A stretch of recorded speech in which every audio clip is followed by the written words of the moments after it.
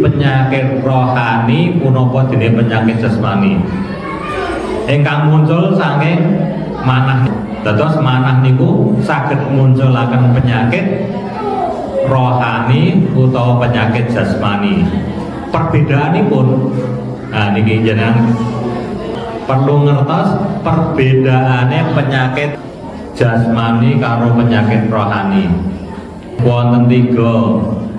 Nek penyakit jasmani niku awake dhewe luwih dhisik ngerti tinimbang wong liya. Penyakit rohani niki sing ngerti wong liya dhisik bangane awake dhewe. Nomor kali penyakit jasmani niki kathah sing iso nambani. Penyakit rohani niku sing iso nambani ming awake dhewe karo para kiai, para ulama. Nomor 3 niku punika akibat saking penyakit jasmani punika akibate namung ngalam donya mawon. Penyakit rohani niku kita panjenengan sedo akibat penyakitnya katut niki penyakit rohani. Jadi akibatnya ngantos dumugi sedo, dumugi sowan wonten ngarsane Gusti Allah. Assalamualaikum warahmatullahi wabarakatuh. Bismillahirrahmanirrahim. Alhamdulillahirrahmanirrahim. Wassalatu wassalamu ala asrofil mursalin Sayyidina wa maulana Muhammadin wa ala alihi wa sahbihi ajmain. Wa qala ta'ala fi kitabil karim Rabbi shrah li sadri wa yassir li amri wa hlul 'uqdatam min lisani yafqahu qawli. Amma ba'du. Bapak-bapak sesepuh ingkang tuhu kehormatan, wabil khusus pengurus mushola Al Hidayah ingkang kawula mulyakaken, ibu-ibu jamaah mushola Al Hidayah ingkang kalau hormati, monggo sepindah kita menjalankan rasa syukur dumateng karsa dalem Gusti Allah ingkang paring kita panjenengan sedaya kesehatan kewarasan sehingga kita sonten punika saged rawuh wonten ing punika panggenan kanthi keselamatan tanpa halangan setunggal punapa. Shalawat salam monggo kita ujakan dumateng junjungan kita Kanjeng Nabi Agung Muhammad sallallahu alaihi wasallam ingkang mawantu kita panjenengan sedaya ngajeng-ajeng syafaatipun. Bapak-bapak, ibu-ibu ingkang kawula hormati, wonten ing mriki kawula badhe matur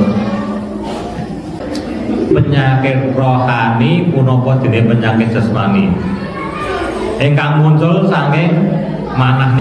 Dados manah niku saged munculaken penyakit rohani utawa penyakit jasmani.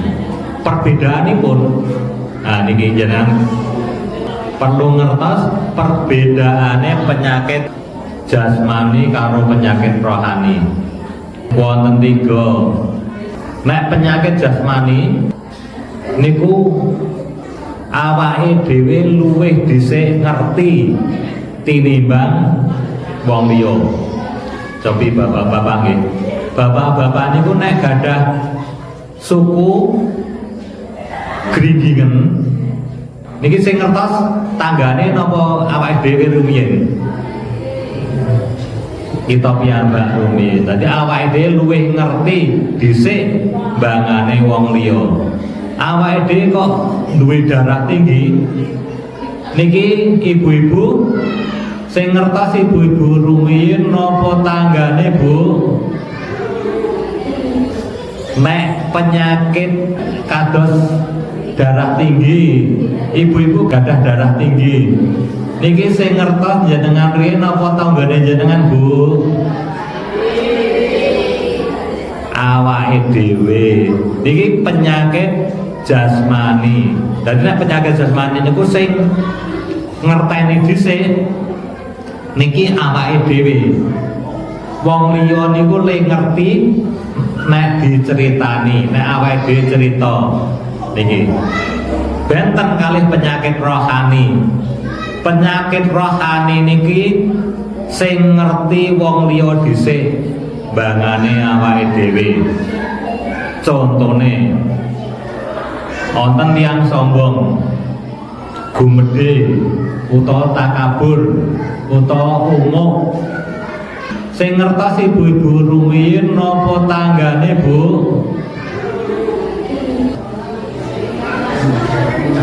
Cobi nggih, dijawab nggih.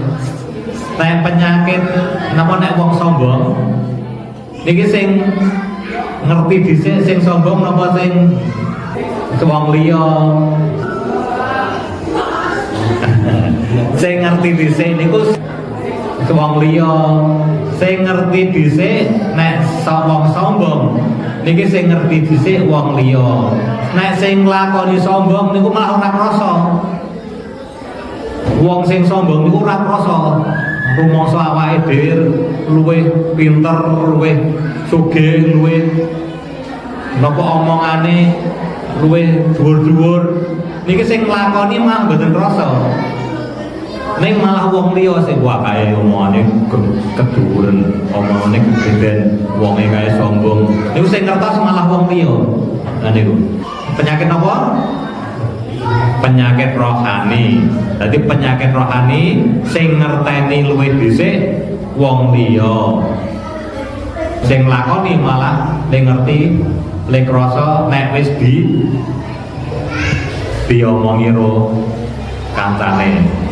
Ning nek penyakit jasmani sing luwih dhisik ngerti niku sing nglakoni. Sing lakoni awake dhewe duwe darah tinggi niki sing awake dhewe sing luwih ngerti dhisik. Nah niki bedane penyakit rohani kali penyakit jasmani. Nomor kali dewa kan wonten 3. Nomor kali penyakit jasmani niki kathah sing iso nambani. Penyakit rohani niku sing iso nambani ning awake dhewe karo para kiai, para ulama. Contone jenengan duwe penyakit darah tinggi. Nek penyakit darah tinggi penyakit jasmani napa rohani? Penyakit jasmani. Darah tinggi niki mangke jenengan mara nang rumah sakit, mara gaya dokter niki wonten obate. Gampang obate nggih. Jenengan lara weteng diobati, obate gampang. Niki nek penyakit jasmani le ngobati gampang. Nek penyakit rohani kados niku wau sombong, takabur, kumalungkung gumedhe, sapa sira sapa ingsun. Niki penyakit rohani le nambani angel. Nek awake dhewe ora iso nambani, usahane dhewe sing iso nambani. Contone nek awake dhewe kok ora sadar karo penyakit dhewe niki ora bakal mari duwe penyakit kumalungkung. Nek awake dhewe ra usaha dandani kan niki ora bakal wong liya iso dandani. Senajan to wong liya ngrasani terus upamane nggih wonten wong sombong. Biasanya wong sombong niku ora tanggane dirasani nggih Pak nggih. ini dirasani wakai sombong, wakai dengki, kayak drengki. Ini udah dirasani. Senajan to sing ngrasani wong sak desa, ning nek awake dhewe kok ora usaha dandani, niku nek penyakit rohani ora bakal mari. Mila mekaten wonten ing wulan Ramadan niki kita panjenengan sedaya usaha dandani penyakit rohani. Sing iso dandani penyakit rohani niku siji awake dhewe, nomor loro para kiai, para ulama. Para kiai, para ulama ngandani karo penyakitmu ben kowe iki iso mari. Ning nek wong ming tanggane dhewe, kula yakin ra bakal iso ngandani. Kuwatir nek diwaneni gitu. Wah, kuwatir diloke lah kaya-kaya kowe iki wonge apik-apik dhewe. Kowe iki wonge resik-resik dhewe. Kelakuanmu ya kaya ngono. Paling malah iso diwani ngoten niku gitu, Pak. Awake dhewe ngandani tanggane. Kowe iki mbok ora aja ngene, mbok kowe iki ngene ya, mbok kowe paling malah iso diwale. Nggih mboten Bu. Awake dhewe ngandani kancane mbok aja sombong, mbok aja drengki. Mangke paling mah diwale. Agek kowe dhewe yo omonganmu yo dhuwur-dhuwur. Kowe dhewe omonganmu yo kumalungkung. Ini kadang-kadang ngoten niku. Antarane awake dhewe niki isane mari niku nggih wong nek awake dhewe nyadari dateng kletune awake dhewe. Nomor lorone awake dhewe gelem ngaji, gelem sinau, gelem beguru marang para kiai, marang para ulama. Nah niki wau penyakit rohani niku saged dipun dandani. Tanpa ngoten kula yakin sedaya kemawon ora bakal iso dandani nek ora kesadarane dhewe. Ah niku contone kados makaten. Kita panjenengan sedaya niki perlu dandani wonten ing wulan Ramadan punika. Niki wae kan nomor kalih le ngobati usul gelem ngaji, gelem sadar awake dhewe lan gelem usaha ngawit ilmu agami. Kedhewe mau datang para kiai, kedhewe datang para ulama. Ini penyakit rohani ini nembe saged dijajani, saged diobati. Tanpa wonten awake dhewe ora bakal iso sabar. Nomor 3 itu punika akibat saking penyakit jasmani punika akibate namung teng alam dunya kemawon. Terus jenengan gadah penyakit itu sak banget lara, sak banget suwe niku akibate namung teng dunya. Mangke nek pun sida niku penyakit jasmani niku mboten digawa, ora gawa mati. Penyakit jasmani niku ora digawa mati. Nek kita panjenengan pun sida penyakit jasmani niku ucul pun pisah kali kita panjenengan sedaya. Nek penyakit rohani benten. Penyakit rohani niku kita panjenengan sedaya niku penyakite katut. Akibat penyakite katut. Upamane nggih awake ngrasani wong, awake ngrasani tanggane, awake gawe kontrak-kontrak nang kampung, terus kampunge geger. Niki akibat saking perbuatan iki wau awake dhewe mempertanggungjawabkan dumateng ngarsane Gusti Allah nganti tekan akhirat. Nang donyane dimungsuhi tanggane, gitu Bu. nang dunyane dimungsuhi tanggane nek senengane ngrasani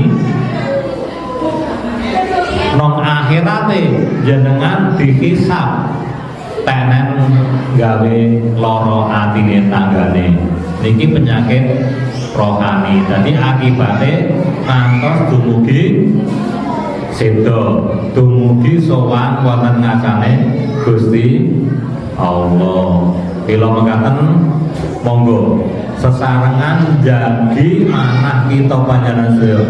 Sebab niki wau akibate nek duwe penyakit niki nek ora disadari ora bakal ana marine. Bila mekaten penyakit niki wau timbule namung saking manah kita panjenengan sedaya. Nek manahe sae insyaallah tingkah laku kita panjenengan sedaya bakal sae. Nek manahe awon tingkah laku kita panjenengan sedaya mesti ugi awon. Terus nek wonten tiyang sepuh ngendikake kae tingkah lakune kaya ngono kae mesti atine elek. Niki wonten bener e. Kae kelakuane kaya ngono paling ya atine ya elek. Niki wonten bener e. Tiyang sepuh niku nek ngendikake karena nyatane. Sebab napa? Sebab akeh le pengalaman bangane sing enom-enom. Bangane kados kula niki pengalamane kurang. Langkung kathah pengalamane sing sepuh-sepuh niku. Mila mekaten panglendikane para sepuh niki kathah ingkang nuju dhateng kleresan. Ngaten nggih, ibu-ibu, bapak-bapak. Sonten punika ngaosipun kados mekaten, mugi-mugi wonten manfaatipun. Salajengipun saking kawula mbok bilih wonten kalapatan lan kawula matur kala nyuwun agung pangapunten. Kula akhiri wallahu muwaffiq ila aqwamit thoriq. Wassalamualaikum warahmatullahi wabarakatuh.